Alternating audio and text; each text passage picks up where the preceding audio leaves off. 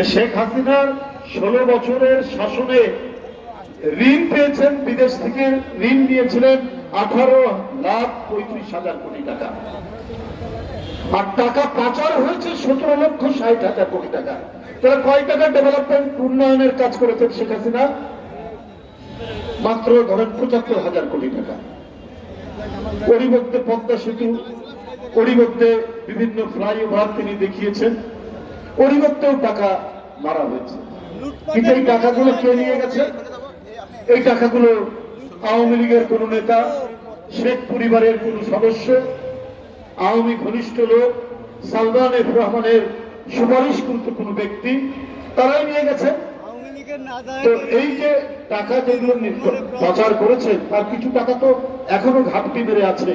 এই টাকা তারা ব্যবহার করবে গণতন্ত্র বনা নেতা কর্মীদের বিরুদ্ধে। তার প্রমাণ কয়েকদিন আগে দিদারকে হত্যা করা। আর এই টাকাগুলো নিয়ে বিভিন্ন জায়গায় নানা ষড়যন্ত্র চক্রান্ত করছে।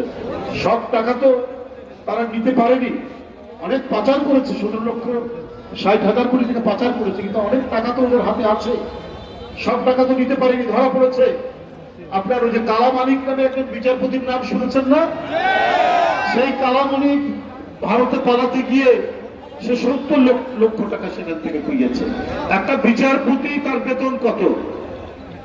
তাহলে তার 70 লক্ষ টাকা নিয়ে তিনি পালাচ্ছেন, একজন বিচারপতি।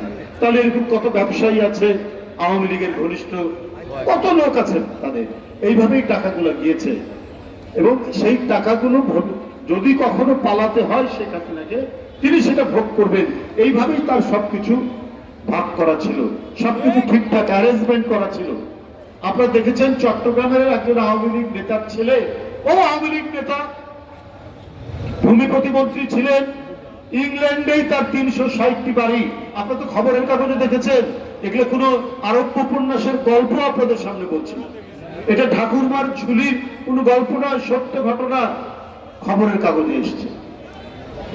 এই টাকাগুলো তারা বিভিন্ন ভাবে ব্যবহার করে আওয়ামী ফ্যাসিবাদের পুনরুত্থান ঘটানোর চেষ্টা করবে। কারণ যে কথাটি এখানে নেতারা বলেছেন, প্রশাসনে, পুলিশে, বিভিন্ন জায়গায় তাদের লোক এখনো দূরীভূত হয়নি, তাদের লোকরা নিশ্চুপ নেই।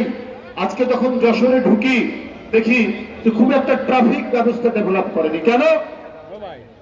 শেখ হাসিনা বললে তো তার সাথে মানে ধরে নিয়ে আই বললে তো আপনার বেঁধে নিয়ে এসছেন দড়ি দিয়ে, ওকে গ্রেপ্তার কর। শেখ হাসিনা বললেই তো আয়না ঘরে নিয়ে গেছে, গুম করেছেন, ক্রস ফায়ারে হত্যা করেছেন। এখন কই আপনাদেরকে প্রোঅ্যাক্টিভ কোন সক্রিয় ভূমিকা দেখা যাচ্ছে না কেন? কেন আপনারা শহরের যানবাহন নিয়ন্ত্রণ, ট্রাফিক নিয়ন্ত্রণ, ঢাকা সহ সারা বাংলাদেশে এটা করতে পারছেন না?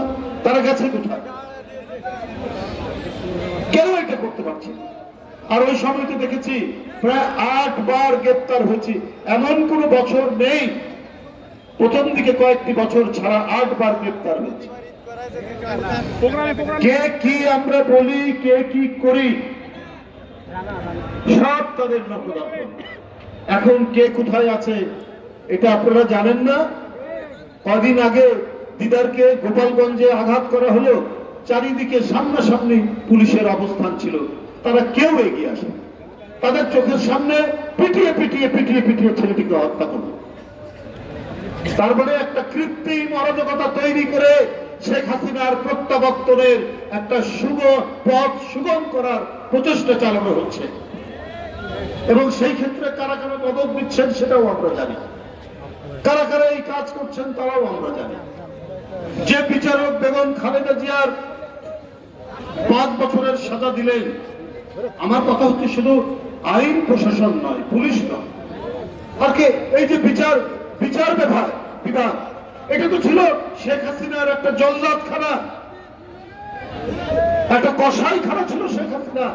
বিরোধী দলকে সাজা দেওয়ার জন্য নিজের মনোনীত লোকদেরকে বিচারপতি করে অথবা আরো বড় বিচারপতির প্রমোশনের লোক দিয়ে আপনার একের পর এক বিএনপি প্রধান নেতৃবৃন্দের নামে তারা সাজা দিয়েছে। পুলিশকে দিয়ে তো আপনার রিপোর্ট করিয়েছেন, বিভিন্ন তদন্ত রিপোর্ট করে, যেমন 21শে আগস্ট বোমা হামলা, এর আগে 3 বার চার্জশিট থেকে তার নাম ছিল না। তিনি কে? তারেক রহমান সাহেব, বিএনপির ভারপ্রাপ্ত চেয়ারম্যান, দেশ নায়ক। যে হাসিনা 2009 সালে আসলেন, উনি তার